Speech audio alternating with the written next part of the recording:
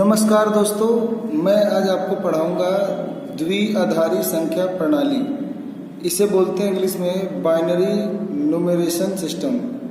तो binary numeration system क्या होता है, यानी द्विआधारी संख्या प्रणाली क्या होती है। तो इसके अंदर हम 0 और 1 बस इन दो अंकों का प्रयोग करने से सभी प्राकृत संख्याओं को लिखने की विधि द्विआधारी अंकन पद्धति कहलाती है। इस मेथड में हम क्या करते हैं कि हमारा बेस 2 होता है, हमारा आधार 2 होता है, उसके अंदर सिर्फ 2 ही अंक लिखे जाते हैं, 0 और 1 से। ठीक है, जितने भी हमें अंक लिखने हैं 0 और 1 की मदद से ही लिखे जाते हैं। और द्विआधारी पद्धति में 2 को आधार माना जाता है। द्विआधारी पद्धति में 2 को आधार माना गया है।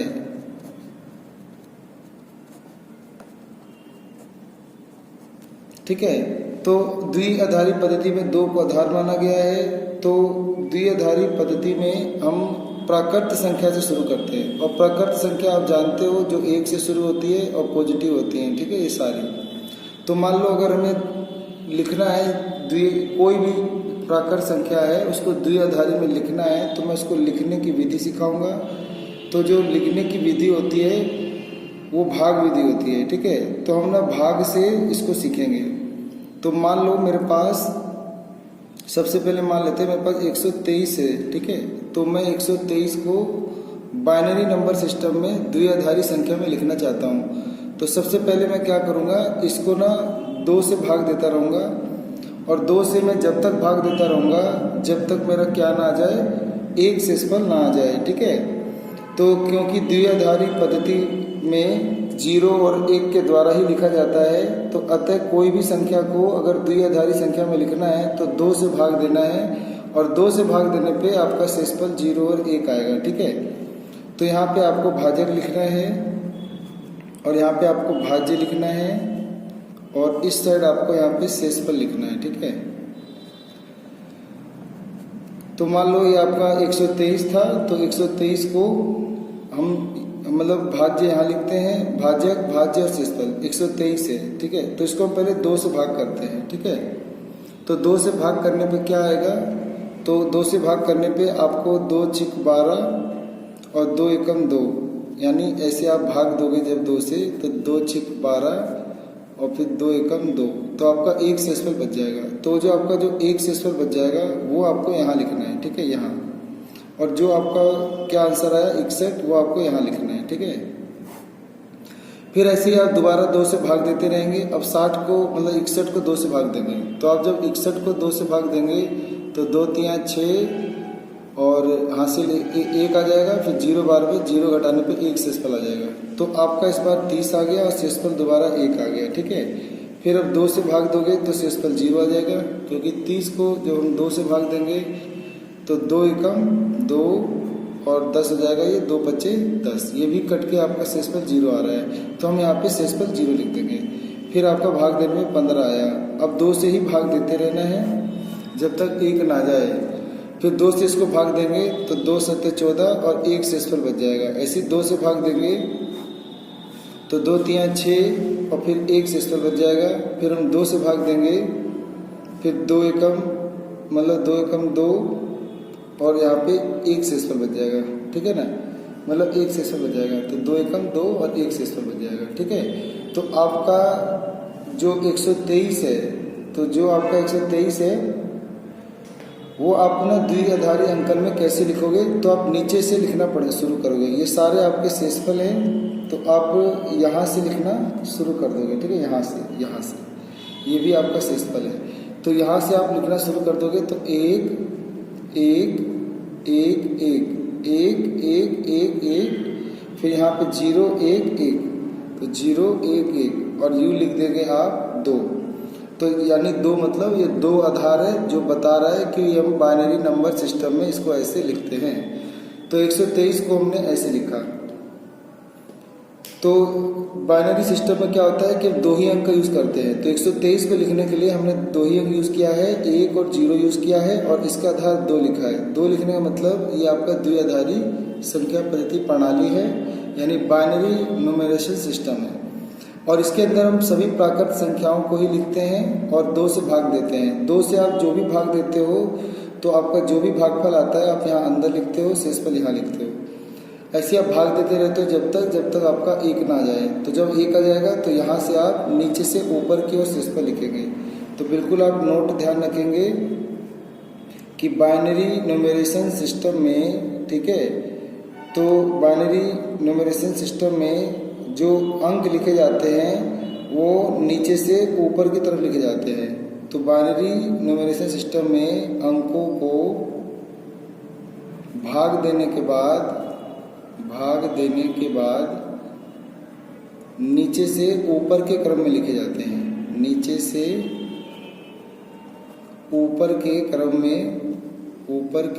में लिखे जाते हैं। तो मैंने अभी 123 को भाग दिया तो मेरा शेषफल यहाँ था 1, तो यहाँ 1 लिखेंगे शुरू में, फिर 1 यहाँ लिखेंगे, 1 1 यहाँ लिखेंगे, फिर 0 1 1 ऐसे, और फिर इसको ब्रैकेट लगा के आप 2 लिख देंगे, ठीक है।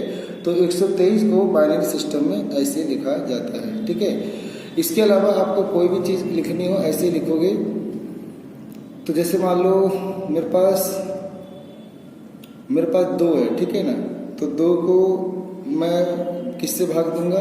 2 को भाग दूंगा 2 से, तो 2 एकम 2 और शेषफल 0 आ जाएगा। तो हम 2 को लिखेंगे 1 और 0 और आधार 2, ठीक है। ऐसे अगर हम 3 को लिखना चाहते हैं तो 2 से भाग देंगे, तो 2 एकम 2 और 1 शेषफल, तो इसको लिखा जाएगा 1 1 और 2, ठीक है। ऐसे अगर 4 को लिखना चाहते हैं तो हम 2 से भाग देंगे, तो 2 दूनी 4 और फिर 1 शेषफल, फिर हम 2 से देंगे, तो 2 एकम 2 और 0, तो इसको लिखा जाएगा 1 0 1 का आधार 2, ठीक है। तो ऐसे जाके मतलब ऐसे करके लिखे जाते हैं, ठीक है, सारे अंक। यहाँ पे थोड़ा सा गलती हो गया, तो 2 से हमने इसको भाग दिया तो 2 दूनी 4, यहाँ शेषफल 0 आएगा। फिर 2 से भाग दिया हमने तो 2 एकम 2 शेषफल 0 आएगा, तो आपका ये जाएगा 100, ठीक है। तो यहाँ पे आपको ध्यान देना था, ठीक है। तो ऐसे ही आपको 5 लिखना है, तो 5 का भी आप लिखोगे 2 से भाग दे पे, तो 2 दूनी 4 1 शेषफल, फिर 2 से दोगे तो 2 एकम 2 0 शेषफल, इसका आ जाएगा 101 और ऐसे लिख देंगे 2, ठीक है। इसको 101 नहीं पढ़ते, 101 पढ़ेंगे, ठीक है, 101 बेस 2। तो इस प्रकार से आपको जो भी अंक लिखने हैं ऐसे आप लिखते चले जाएंगे। तो आप समझ गए होंगे अब 6 को कैसे लिखना है। तो 2 से लिखेंगे, 2 3 6 शेषफल 0, फिर 2 से भाग देंगे, 2 एकम 2 शेषफल 1, तो इसको लिखा जाएगा 1 1 0 और 2, ठीक है। तो ऐसे लिखा जाएगा। तो उम्मीद करता हूँ आपको इस समझ में आ गया होगा कि हम कैसे प्राकृत संख्याओं को बाइनरी संख्या यानी द्विआधारी संख्या में लिखते हैं। अब मैं आपको बताऊंगा उल्टा कि अब इसको वापस इसमें लिखना, ठीक है। तो हम सीखेंगे, तो अब हम पढ़ेंगे द्विआधारी अंकन पद्धति से पुनः संख्या में परिवर्तित करना। जैसे अभी हमने क्या सीखा था कि 123 को द्विआधारी संख्या में बदलना, तो अब उल्टा सीखेंगे। अब द्विआधारी संख्या है, इसको वापस मतलब संख्या में कैसे बदला जाए। तो ये क्या था 1 1 1 1 0 1 1 और ये बेस 2। तो अब मैं इसको बदलना चाहूँगा 1 1 1 1 0 1 1 और ये बेस 2। तो अभी हमने देखा कि ये जो है ये किसका मान है, ये 123 का मान है। तो अब मैं इसको सिखाऊंगा कि इसको कैसे हम मतलब द्विआधारी अंकन पद्धति से पुनः संख्या में परिवर्तित करना। अब इसको दोबारा 123 में हम कैसे बदलेंगे, ठीक है। तो इसको बदलने के लिए आपको एक छोटा सा चीज़ याद करना है कि यहाँ से आप पहला अंक देख रहे हैं ना 1, तो यहाँ 1 लिखें और 1 गुना और इसके पीछे कितने अंक है गिन लें। तो इसके पीछे 1 2 3 4 5 6 अंक है, तो 2 की पावर आप 6 चढ़ा दें। हमेशा 2 की पावर 6 चढ़ाएं जितने अंक बाकी हों। ऐसे अगला 1 है तो अगला 1 लिख के गुना, अगला 1 लिख के इसके पीछे 5 अंक है तो 2 की पावर 5 चढ़ा दें। फिर अगला 1 लिख के इसके पीछे 4 अंक है तो 2 की पावर 4 चढ़ा दें। फिर से अगला लिखकर इसके बाद 3 अंक है तो 2 की पावर आप 3 चढ़ा दें। फिर 0 है तो 0 लिख के 2 की पावर 2 चढ़ा दें। फिर 1 है तो आप 1 लिखकर 2 की पावर 1 चढ़ा दें और आखिरी में आपका 1 बच जाएगा, उसे 2 की पावर 0 चढ़ा दें, ठीक है। यानी हम क्या करते हैं कि यहाँ से, ठीक है, हम यहाँ से शुरू करते हैं और यहाँ से हम पहला अंक छोड़ देते हैं और इसके बाद जितने भी अंक बचते हैं उसको 2 की पावर यानी घात में चढ़ा देते हैं। ठीक है, तो अब ऐसे आपको सबको गुना करके अब जोड़ लेना होता है। ठीक है, तो अब अपना हमेशा याद रखना कि कभी भी द्विआधारी अंकन पद्धति से संख्या बदलना हो तो पहला अक्षर यहाँ लिखकर उसके पीछे जितने अंक हैं उसको गिन के 2 की पावर चढ़ा दें, 2 की घात चढ़ा दें। फिर ऐसे ही सारे करते रहें और जो फिर घटता चला जाएगा ये, फिर 6, 5, 4, 3, 2, 1, 0 तक चला जाएगा ये। ठीक है, और अब इस सबको गुना करके जोड़ लेंगे। तो आपको याद होगा कि 2 की पावर 6 कितना होता है। 2 की पावर 6 होता है तो इसका मतलब 2 को 6 बार गुना करना पड़ेगा आपको। ठीक है, तो 2 को अगर आप 6 बार गुना करते हैं क्या आता है, 2 दूनी 4 दूनी 8, 8 दूनी 16, 16 दूनी 32 दूनी 64। आप यहाँ 64 लिख दें गुना में। ठीक है, 1 गुना 64। फिर 1 गुना 2 की पावर 5 32 होता है। फिर 1 गुना 2 की पावर 4 16 होता है। फिर 1 गुना 2 की पावर 3 8 होता है। फिर जमा 0 गुना 2 की पावर 4 2 की पावर 2 4 होता है।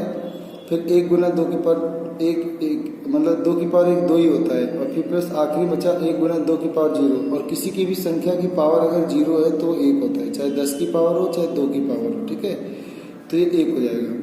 तो गुना हो जाएगा 64 एकम 64, 32 एकम 32, 16 एकम 16 और 8 एकम 8 और 0 से गुना होगा तो 0 और 2 एकम 2 और जमा 1। आप जोड़ लो 64 और 32 कितना होता है। आप पीछे जोड़ सकते हो, 2 और 1 3, 3 और 8 11, 11 और 16 27, 27 और 32, तो 64 32 और 27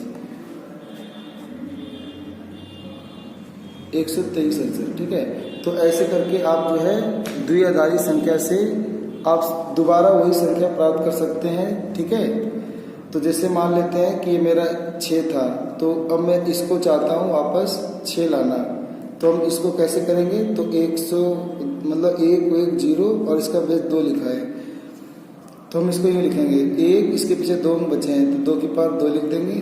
फिर प्लस 1 गुना इसके पीछे 1 अंक बचा है तो 2 की पावर 1 लिख देंगे और आखिरी में 0, उसके पावर इसके बाद कुछ नहीं बचा है तो 2 की पावर 0 लिख देंगे।